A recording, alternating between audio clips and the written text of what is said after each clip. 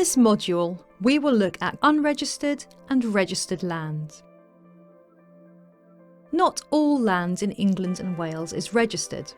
Under the Land Registration Act 2002, there are a number of qualifying dispositions, which are defined transactions which, when they take place, must be completed by registration. These dispositions are the transfer of freehold land, the grant of a lease for more than 7 years, an assignment of a lease with more than 7 years left to run, and the grant of a first legal mortgage. The dispositions involving leases only give rise to a requirement to register the leasehold title and not the freehold. In order to ascertain whether land is registered, it is possible to submit a plan to the Land Registry and carry out a search of the index map.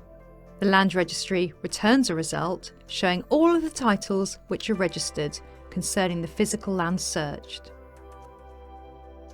We will now look at unregistered land and the peculiarities which are encountered when dealing with the conveyancing of unregistered land. When selling unregistered land, the obligation is on the seller to deduce his title to the buyer.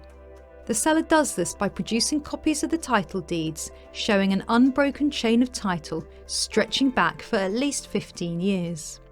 The starting point for the chain of title is a document known as the Good Root of Title. This is a document which deals with both legal and beneficial ownership of the property, and which doesn't contain anything to cast any doubt on the seller's title, and which contains an adequate description of the property.